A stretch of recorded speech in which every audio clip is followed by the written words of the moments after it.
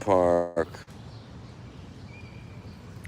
Good day, Hale Ost. I assume that's your name, because so many people use usernames that are not their name. I do wish we had a place on the internet. Well, LinkedIn is the place on the internet where you have to use your real name. There's no hiding behind anonymous usernames, which is probably one of the reasons why LinkedIn, as limited as it is very civil. Good afternoon. It's noon Saturday. Twisters opens this weekend. Get out to the theater, see it. It's great summer movie fun. I really enjoyed it. That Glenn Powell, man.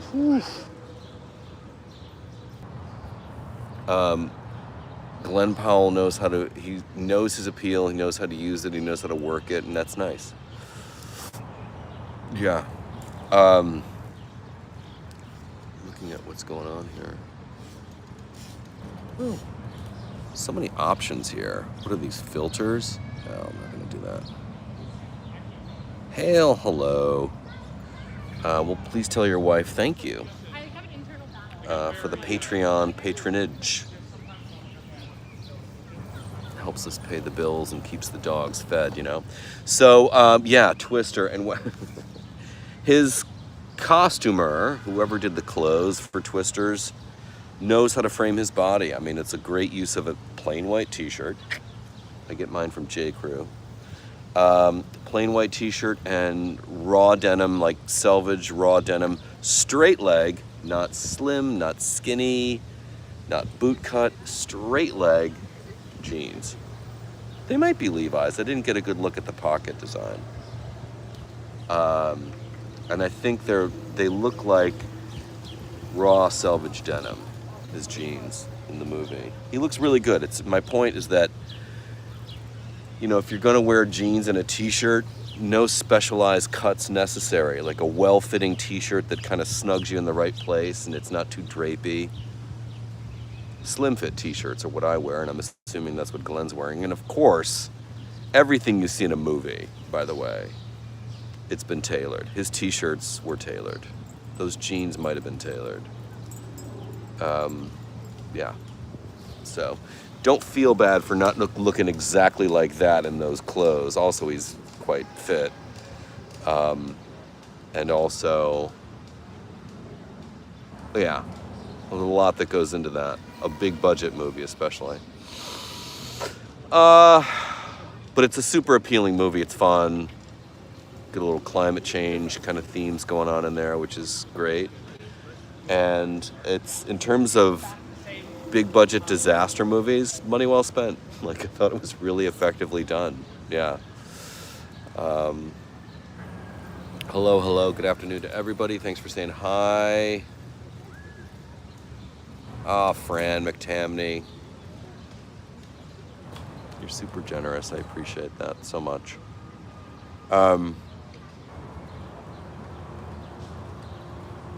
New Prof Galloway, No Mercy, No Malice audio out this morning. It's this post, or this episode, or the post that was released yesterday is called Misdirects, and it has to do with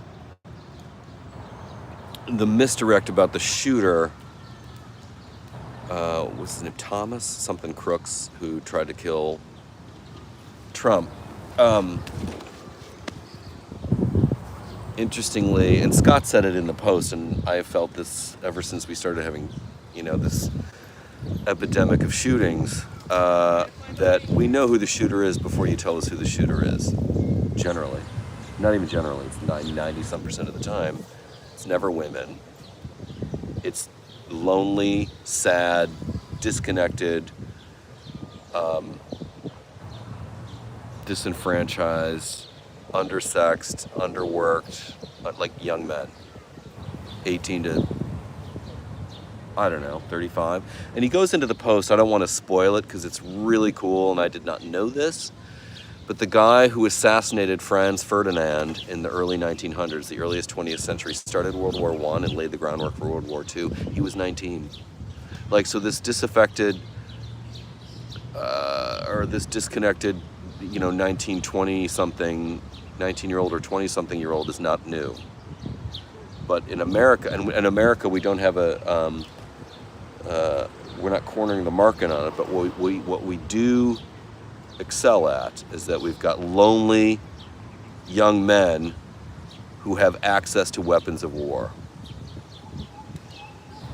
And also pour on the internet there. We've got, inroads to radicalization and conspiracy theories and all this shit.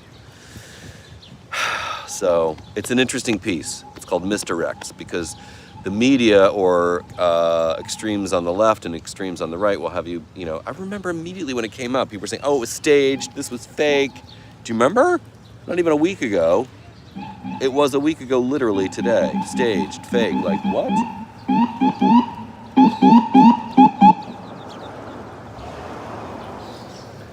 Somebody's in distress in the park.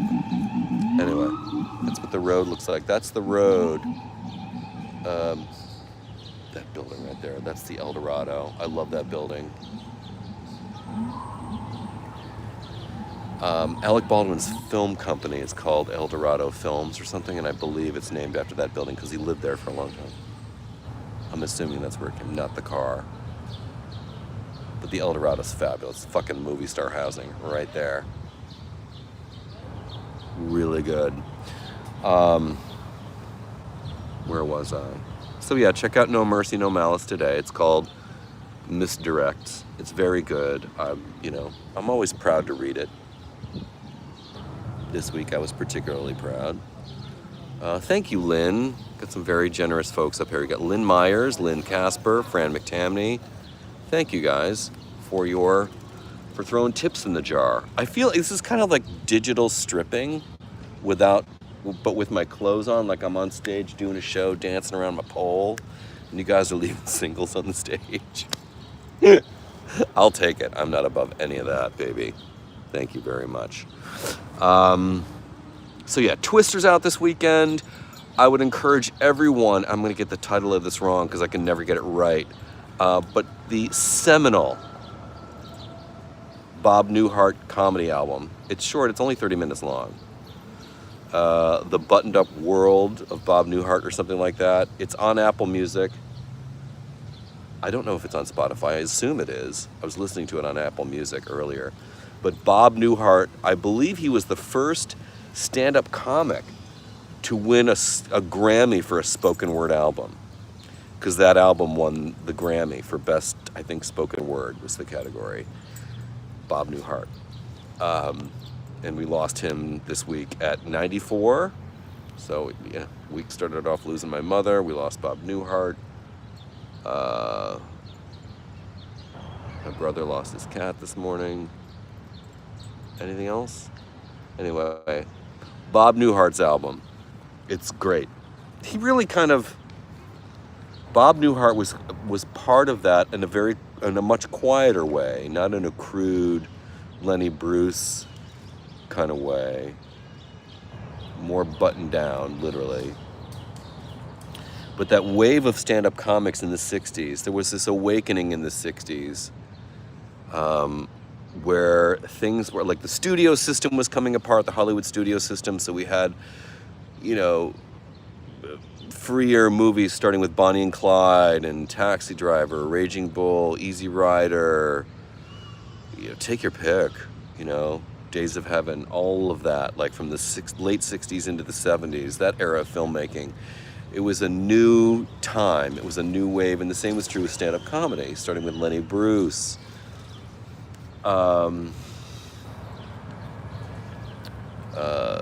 hate to say it, Bill Cosby, Joan Rivers. They were doing something different, because up to then it was like